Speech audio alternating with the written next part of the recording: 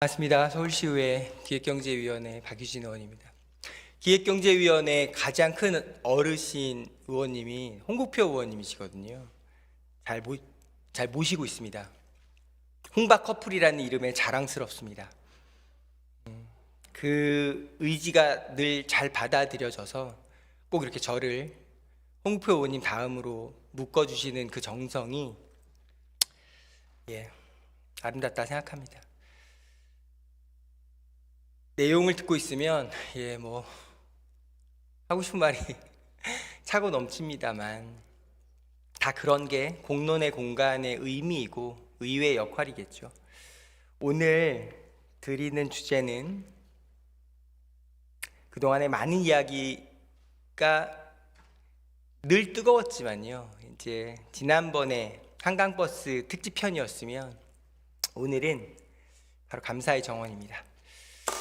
감사의 정원을 어떻게 하면 가장 객관적일 수 있을까? 감정을 제외하고 있는 그대로의 사실을 가지고 좀 머리 맞대고 시장님과 토론해 볼 수 있을까 고민해서 저렇게 일자별로 정리를 좀 해봤어요. 시장님을 모시고 같이 이야기를 좀 나눠보겠습니다. 오세훈 시장님을 모시도록 하겠습니다. 자, 이름이 감사의 정원입니다. 자, 일자부터 볼게요. 시장님 잘 보이시죠? 2년 전에 24년 6월 25일 날 느닷없이 시장님께서 국가상징 공간 사업 우리 서울시가 추진한다. 어디에? 광화문 광장에 한다. 그래서 여름에 의견 수렴을 듣습니다. 그런데요, 8월 20일에 대형 태극기 개양대 설치 계획을 처리하죠. 그러니까 무슨 이야기냐? 6월 25일 날 국가 상징 공간 사업을 추진하면서 100m인지 110m인지 그게 중요하겠습니까? 그렇게 높은 높이의 대형 태극기를 만든다라고 이야기하고 나서 여론이 지형이 급반전되죠. 그래서 8월 20일 날 공식 철회를 합니다. 그때 소회 시장님 잠시 말씀 여쭤도 될까요? 상당히 의외였습니다. 처음에 태극기를 상징으로 광화문 광장에 대한민국의 상징을 만든다. 잘 아시다시피 광화문 광장은 국가 상징 공간입니다. 거기에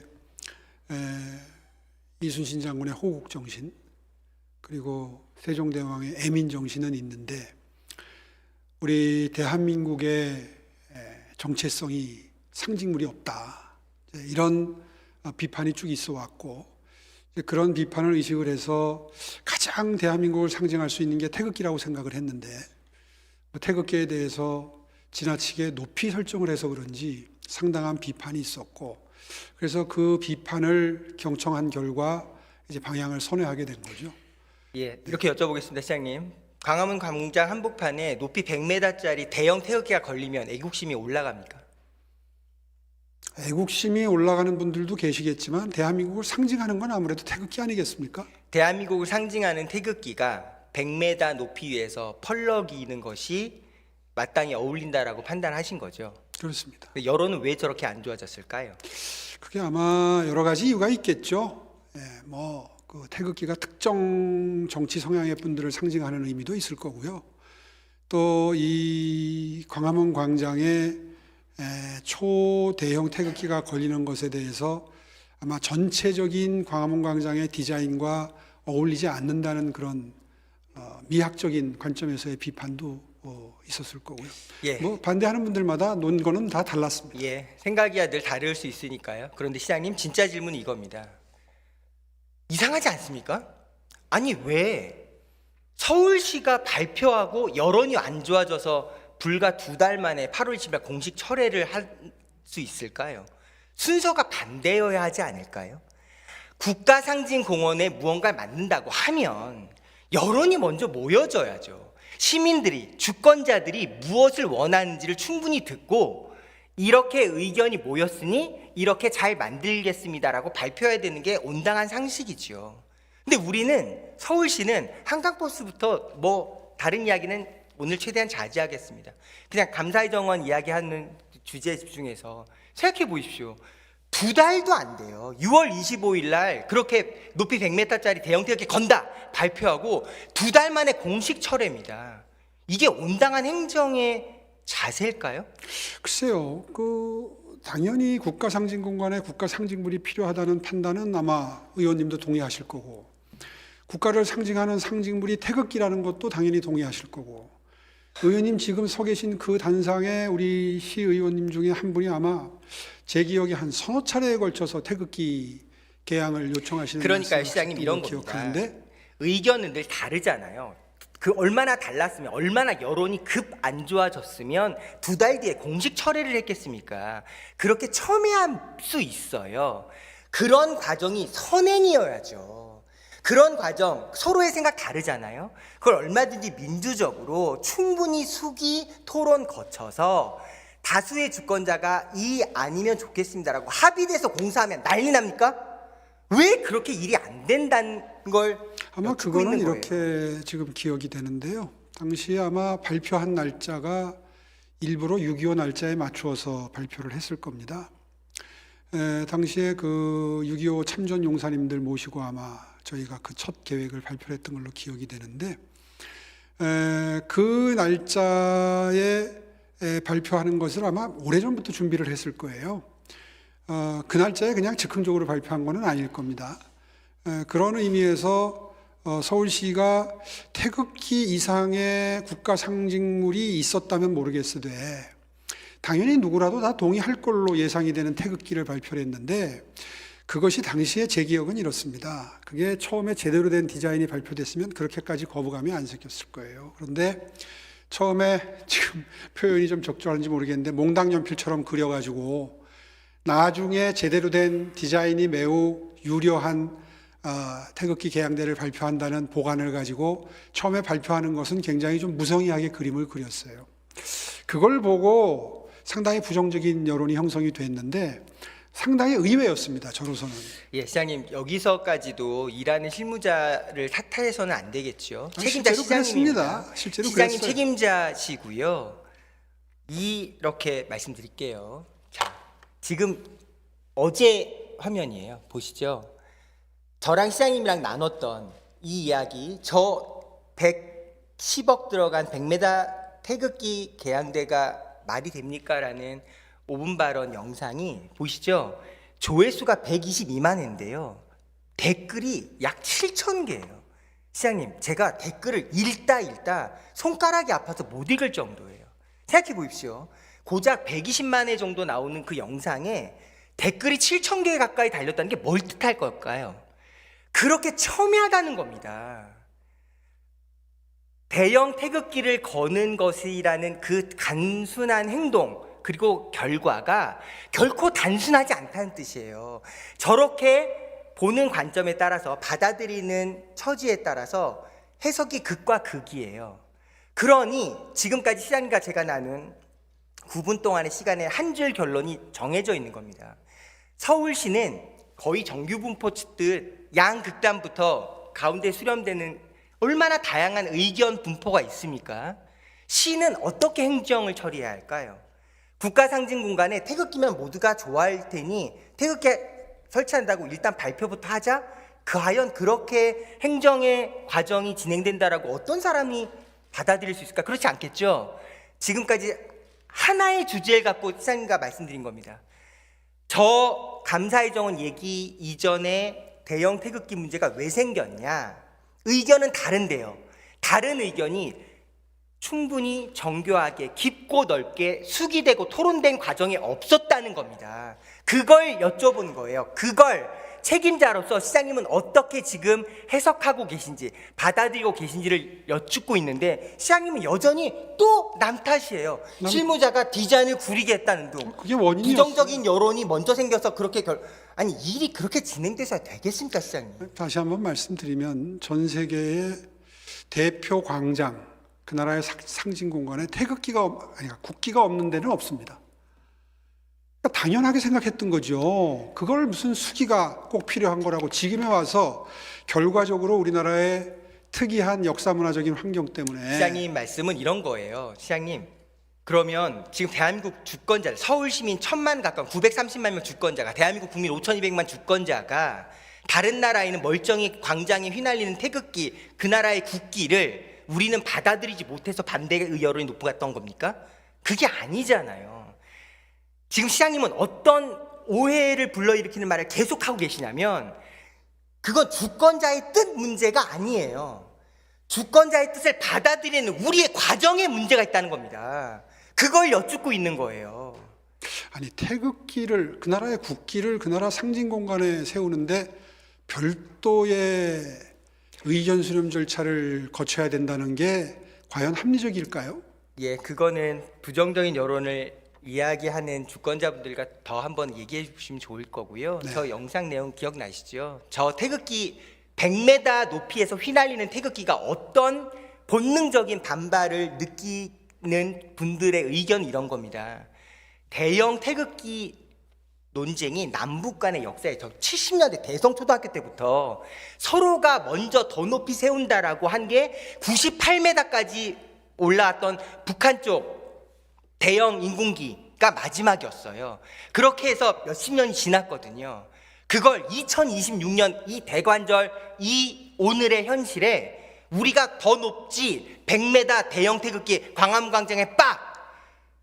그래서 반발이 그렇게 컸다라고 하는 의견도 고민해 주십시오. 다시 본론 들어오겠습니다. 24년 6월 달에 대형 태극기를 발표했다가 두 달도 안 돼서 8월 20일 날 전면 철회했어요. 여론이 너무 안 좋았던 거죠. 그랬더니 어떻게 일이 진행됐냐? 저희 태극기 안 합니다. 그러나 다른 걸 만들어 볼게요. 국제 공모하겠습니다. 국제 공모된 거 선정 결과가 한 해 지나 25년 2월이에요. 보시는 저 그림입니다.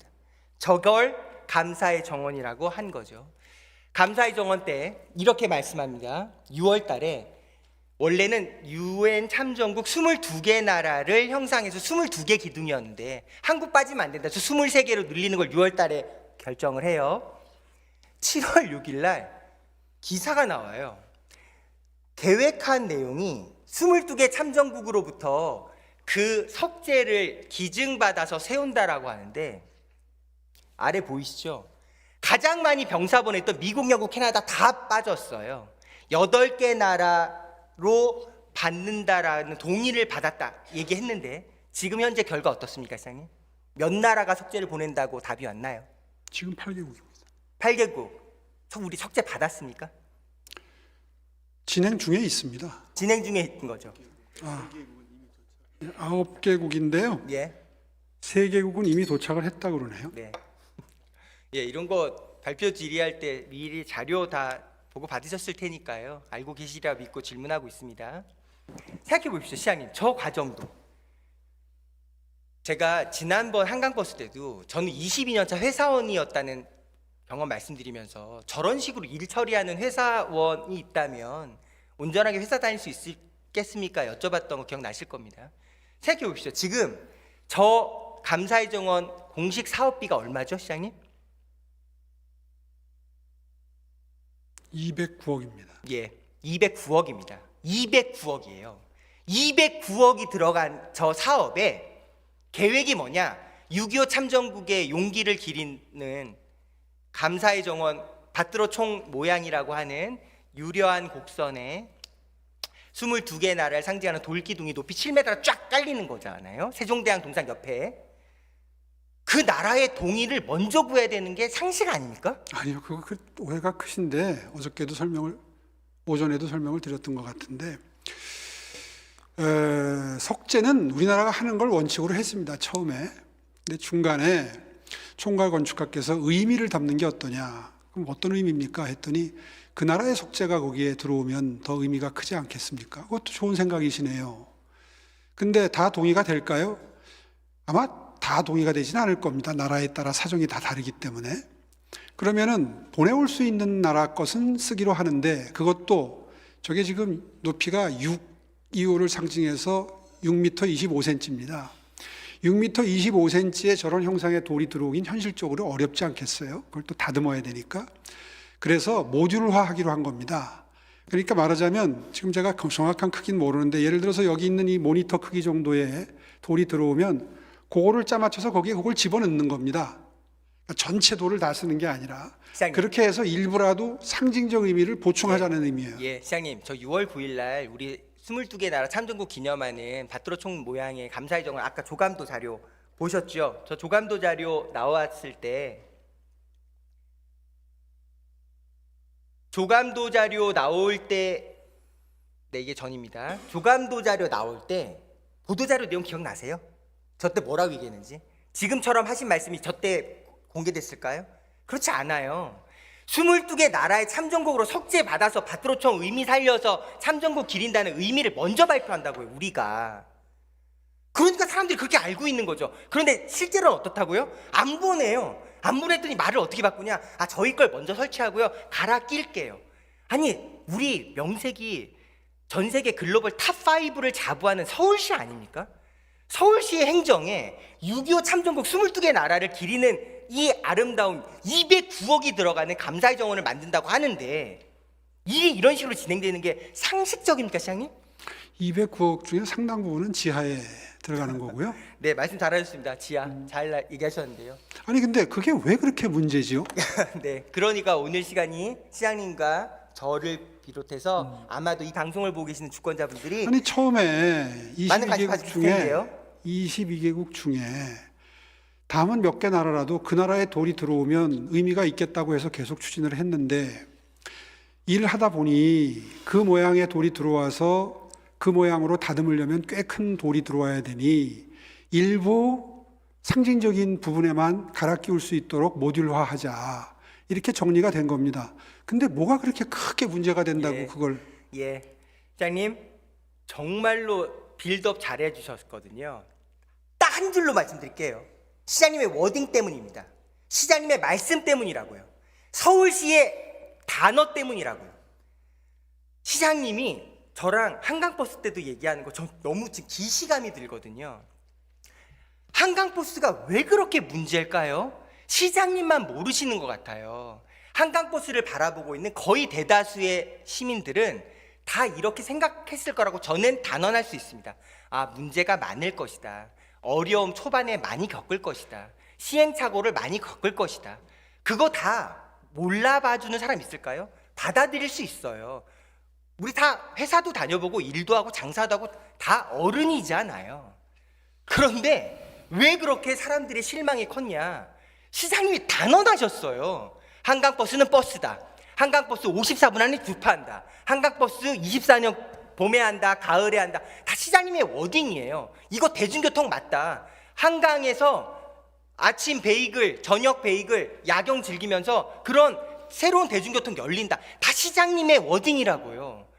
그러고 나서 문제가 생기니까 시장님이 이렇게 얘기합니다. 아, 실무자들이 된다고 해서 그대로 보고했을 뿐인데 그게 잘못입니까?